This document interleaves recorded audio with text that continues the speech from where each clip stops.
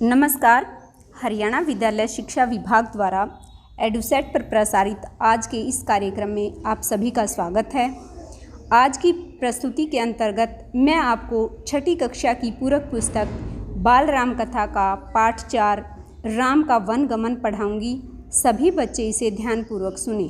पाठ 3 दो वरदान में देखा कि राजा दशरथ राम का राज्याभिषेक करना चाहते थे। जैसे ही केकई की दासी मंथरा को पता चला, उसने केकई को राजा दशरथ से 2 वरदान मांगने के लिए उकसाया और रानी केकई ने उसकी बात मानकर राजा दशरथ से 2 वरदान मांगे, जिसमें पहला वरदान भरत का राज्याभिषेक और दूसरे वरदान में राम को 14 वर्ष का वनवास। ये सारी घटनाएं कोप भवन में हो रही थी। अब हम आगे की कहानी पढ़ते हैं। कोप भवन की घटना के बारे में किसी को बाहर जानकारी नहीं थी। हालांकि सभी सारी रात जागे थे। रानी केकई अपनी जिद पर अड़ी थी। राजा दशरथ उसको समझाने के लिए नगरवासी रात भर राम के राज्याभिषेक की तैयारी के लिए, इसलिए सब अपनी अपनी जगह पर सारी रात जागे थे। गुरु वशिष्ठ की आंखों में नींद नहीं थी। आखिर राम का राज्याभिषेक था। दिन चढ़ने के साथ ही चहल पहल और बढ़ गई। हर व्यक्ति शुभ घड़ी की प्रतीक्षा में था। महामंत्री सुमंत्र कुछ असहज थे। महर्षि वशिष्ठ के पास पहुंचे। दोनों ने महाराज के बारे में चर्चा की। पिछली शाम से किसी ने महाराज को नहीं देखा। कुछ लोगों के लिए इसका कारण आयोजन की व्यस्तता थी। महर्षि ने सुमंत्र को राजभवन भेजा। समय तेजी से बीत रहा था। शुभ घड़ी निकट थी। सारी तैयारियां हो चुकी थी। केवल महाराजा का आना शेष था। सुमंत्र तत्काल राजमहल पहुंचे। केकई के महल की सीढ़ियों पर चढ़ते हुए सुमंत्र को एक अनजान डर ने घेर लिया। अंदर पहुंचे, देखा कि महाराज पलंग पर पड़े हैं, बीमार, दीनहीन। सुमंत्र का मन भांपते हुए केकई ने कहा, चिंता की कोई बात नहीं है मंत्रीवर। महाराज राज्याभिषेक के उत्साह में रात भर जागे हैं। वे बाहर निकलने से पहले राम से बात करना चाहते हैं। सुमंत्र ने पूछा कि कैसी बात? केकई ने कहा, मैं नहीं जानती। अपने मन की बात वे राम को ही बताएंगे। आप उन्हें बुला लाइए। राजा दशरथ ने बहुत क्षीण स्वर में, यानी बहुत मंदे स्वर में राम को बुलाने की आज्ञा दी। सुमंत्र के मन में कई तरह की आशंकाएं थी, पर वे उन्हें टालते रहे। राम के निवास के बाहर बहुत भीड़ थी। लक्ष्मण भी वहीं थे। भवन को सजाया गया था। उसकी चमक दमक देखने योग्य थी। सुमंत्र को देखकर कोलाहल बढ़ गया, यानी शोर बढ़ गया। लोगों के लिए यह एक संकेत था कि राज्याभिषेक के लिए राम को आमंत्रित करने के लिए, यानी बुलाने के लिए महामंत्री सुमंत्र आए हैं। सुमंत्र ने वहां जाकर राम से कहा कि राजकुमार, महाराज ने आपको बुलाया है, आप मेरे साथ चलिए। कुछ ही पल में महामंत्री सुमंत्र और राम राजमहल पहुंच गए। लक्ष्मण भी उनके साथ थे। दोनों भाई हैरान थे। वे दोनों राजसी वस्त्रों में थे, सजे धजे। लोग जय जयकार कर रहे थे। पुष्प वर्षा होने लगी। राजकुमार समझ नहीं पा रहे थे कि महाराज ने उन्हें अचानक क्यों बुलाया है। लोग समझ रहे थे कि राम राज्याभिषेक के लिए जा रहे हैं, इसलिए वो उनके ऊपर पुष्प वर्षा कर रहे थे। जब महामंत्री सुमंत्र, राम और लक्ष्मण राजमहल पहुंचे और राजमहल पहुंचकर राजा दशरथ को प्रणाम किया और फिर माता केकई को, राम को देखते ही राजा दशरथ बेसुध हो गए। उनके मुंह से हल्की सी आवाज निकली, राम। उन्हें होश आया, तब भी वे कुछ नहीं बोल सके। थोड़ी देर चुप्पी रही। असहज सन्नाटा। कोई कुछ नहीं बोला। तो राम ने पिता से पूछा, क्या मुझसे कोई अपराध हो गया है? कोई कुछ बोलता क्यों नहीं? आप ही बताइए माते। तो फिर केकई कहती है कि महाराज दशरथ ने मुझे 2 वरदान दिए थे। मैंने कल रात वही 2 वरदान मांगे, जिससे वे पीछे हट रहे हैं। यह शास्त्र सम्मत नहीं है, रघुकुल की नीति के विरुद्ध है। और केकई बोलती रही, मैं चाहती हूं कि राज्याभिषेक भरत का हो और तुम 14 वर्ष वनवास रहो। महाराज दशरथ यही बात तुमसे कह नहीं पा रहे हैं। राम संयत रहे, अर्थात क्रोधित नहीं हुए। उन्होंने दृढ़ता से कहा, पिता का वचन अवश्य पूरा होगा। भरत को राजगद्दी दी जाएगी और मैं आजीवन चला जाऊंगा। राम की शांत और सधी हुई वाणी सुनकर कैकेयी के चेहरे पर प्रसन्नता छा गई। उनकी मनोकामना पूर्ण हुई। राजा दशरथ चुपचाप सब कुछ देखते हुए स्पंदनहीन कैकेयी की ओर देखते हुए उनके मुंह से बस एक शब्द निकला, धिक्कार। कैकेयी के महल से निकलकर राम सीधे अपनी मां के पास गए। उन्होंने माता कौशल्या को कैकेयी भवन का विवरण सुनाया और अपना निर्णय सुनाया कि मैं वन जाऊंगा। यह बात सुनकर कौशल्या सुध खो बैठी। लक्ष्मण अभी तक शांत थे पर क्रोध से भरे हुए थे। राम ने लक्ष्मण को समझाया और उसे वन जाने के लिए तैयारी करने को कहा। कौशल्या का मन था कि राम को रोक ले, वन न जाने दे, राजगद्दी छोड़ दे, पर वह अयोध्या में ही रहे। उन्होंने कहा, पुत्र, यह राजाज्ञा अनुचित है। राजाज्ञा मतलब राजा की आज्ञा, उसे मानने की आवश्यकता नहीं है। राम ने उन्हें नम्रता से उत्तर दिया, यह राजाज्ञा नहीं है, पिता की आज्ञा है। उनकी आज्ञा का उल्लंघन मेरी शक्ति से परे है। आप मुझे आशीर्वाद दें। लक्ष्मण से राम का संवाद जारी रहा।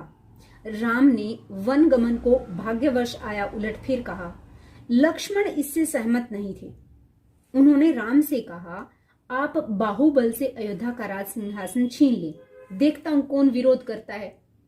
ये बात सुनकर राम ने कहा, अधर्म का सिंहासन मुझे नहीं चाहिए, मैं वन जाऊंगा। मेरे लिए तो जैसा राज सिंहासन वैसा ही वन। कौशल्या ने स्वयं को संभाला, उठी और राम को गले लगाया। वे राम के साथ वन जाना चाहती थी। राम ने मना कर दिया, कहा कि वृद्ध पिता को आपके सहारे की आवश्यकता है।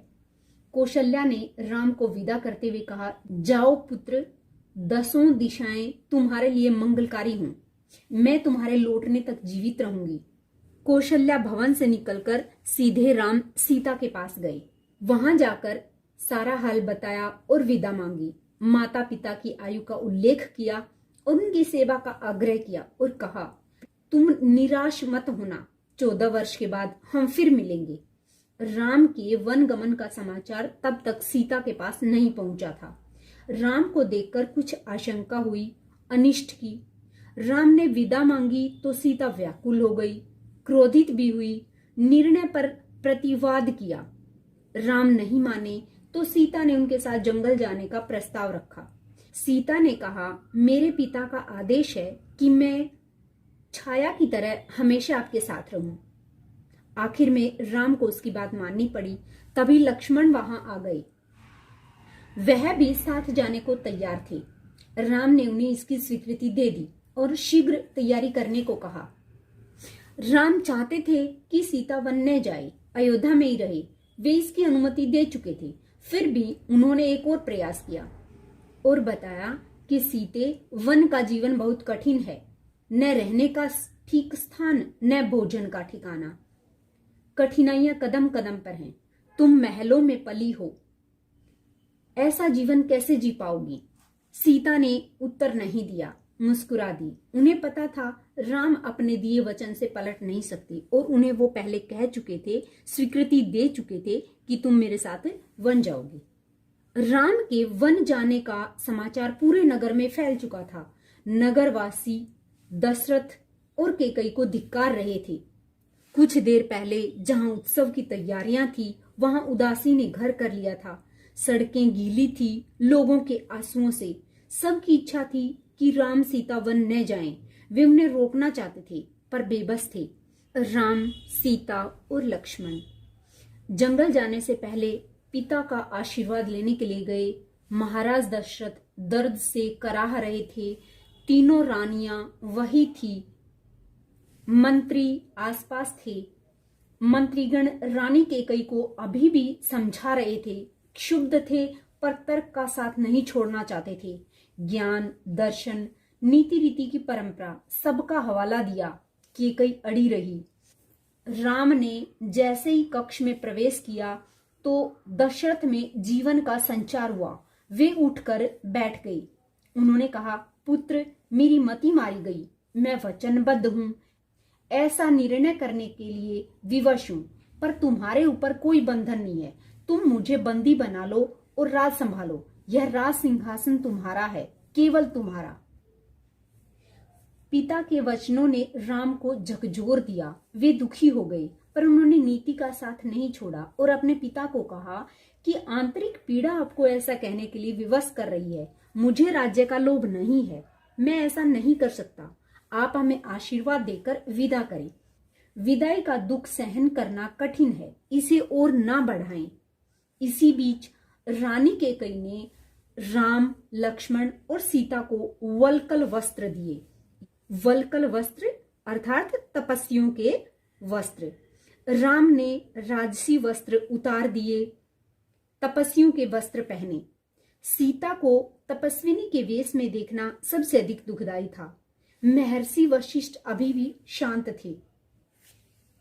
उन्हें क्रोध आ गया।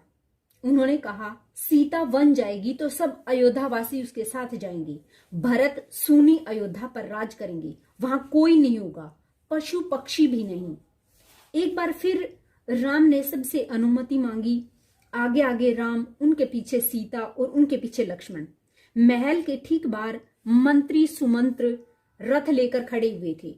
रथ पर चढ़कर राम ने महामंत्री सुमंत्र को तेज रथ चलाने का आदेश दिया। नगरवासी पीछे दौड़े। राजा दशरथ, माता कौशल्या भी पीछे पीछे गए। सब रो रहे थे, सबकी आंखों में आंसू थे। पुरुष, महिलाएं, बूढ़े, जवान, बच्चे मीलों तक नंगे पांव दौड़ते रहे। राम यह दृश्य देखकर विचलित हो गए, भावुक भी। उनसे ऐसा देखा नहीं जा रहा था। उन्होंने सुमंत्र को रथ की गति और तेज करने के लिए कहा, ताकि लोग हार जाएं और थक कर पीछे छूट जाएं और वापस घर लौट जाएं। राजा दशरथ लगातार रथ की दिशा में नजर गड़ाए रहे, खड़े रहे, जब तक जो रथ था वो आंखों से ओझल नहीं हो गया। जब रथ दिखना बंद हुआ तो वे धरती पर गिर पड़े। रथ दिन भर दौड़ता रहा। वन अभी दूर था। तमसा नदी के पास पहुंचते पहुंचते शाम हो गई। वनवासियों ने यानी राम, लक्ष्मण और सीता ने रात वहीं बिताई। अगली सुबह दक्षिण दिशा की ओर चले। हरे भरे खेतों के बीच गोमती नदी पार कर राम, सीता और लक्ष्मण सई नदी के तट पर पहुंचे। महाराज दशरथ के राज्य की सीमा वहीं समाप्त होती थी। कहां पर? सई नदी के पास। राम ने पीछे मुड़कर जन्मभूमि को देखा, उसे प्रणाम किया और कहा, हे जननी, अब 14 वर्ष बाद ही तुम्हारे दर्शन करूंगा। शाम होते होते वे गंगा नदी के किनारे पर पहुंचे, श्रृंगवेरपुर गांव में। कौन से गांव में?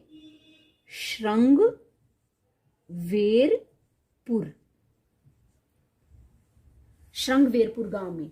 निषाद राज गुह ने उनका स्वागत किया। राम ने रात वहीं विश्राम किया, गुहराज के अतिथि के रूप में। वन क्षेत्र आ गया था। नदी पार की। अगली सुबह राम ने महामंत्री को समझा बुझाकर वापस भेज दिया। दोनों राजकुमारों और सीता ने नाव से नदी पार की। सुमंत्र तट पर खड़े रहे, वनवासियों के उस पार उतरने तक। उसके बाद वे अयोध्या लौट आए। सुमंत्र का खाली रथ जब अयोध्या पहुंचा, क्योंकि राम, लक्ष्मण और सीता तो वन चले गए थे, वो रथ को खाली लेकर आया, तो उसके खाली रथ को देखकर लोगों ने उसे घेर लिया। वे राम के बारे में जानना चाहते थे। सुमंत्र बिना कुछ बोले सीधे राजभवन गए। राजा दशरथ कौशल्या के भवन में थे, बेचैन सुमंत्र की प्रतीक्षा में। उन्होंने कहा, महामंत्री, राम कहाँ है? सीता कैसी है? लक्ष्मण का क्या समाचार है? वे कहाँ रहते हैं? क्या खाते हैं? सुमंत्र की आंखों में आंसू थे। उन्होंने एक एक कर महाराज के सभी प्रश्नों का उत्तर दिया। सुमंत्र को पता था कि दशरथ को इन उत्तरों से संतोष नहीं होगा। महाराज की बेचैनी बनी रही, बढ़ती गई। वन गमन के 6ठे दिन, कितने दिन बाद? 6ठे दिन, दशरथ ने प्राण त्याग दिए। राम का वियोग उनसे सहा नहीं गया। दूसरे दिन महर्षि वशिष्ठ ने मंत्री परिषद से चर्चा की। सबकी राय थी कि राजगद्दी खाली नहीं रहनी चाहिए। तय हुआ कि भरत को तत्काल अयोध्या बुलाया जाए। घुड़सवार दूत रवाना किए गए और इस निर्देश के साथ कि उन्हें अयोध्या की घटनाओं के संबंध में मौन रहना है, यानी भरत से मिलने के बाद अयोध्या की घटनाक्रम के बारे में उसको कुछ नहीं बताना जब तक वो अयोध्या नहीं आ जाती। इस प्रकार हमारा पाठ 4 राम का वन गमन समाप्त हुआ और हमने इस पाठ में देखा कैकेयी के वरदान मांगने के बाद राम, सीता और लक्ष्मण जंगल चले जाते हैं और सुमंत्र उन्हें जंगल में छोड़कर आता है। वापस आकर उनकी कहानी राजा दशरथ को बताते हैं। तो राम के वन जाने के 6ठे दिन राजा दशरथ अपने प्राण त्याग देते हैं। उसके बाद बैठक बुलाई जाती है और उसमें निर्णय लिया जाता है कि कैकेयी राज से भरत को तुरंत बुलाया जाए ताकि राजगद्दी खाली न रहे। इसके आगे की कहानी हम पाठ 5 में पढ़ेंगे।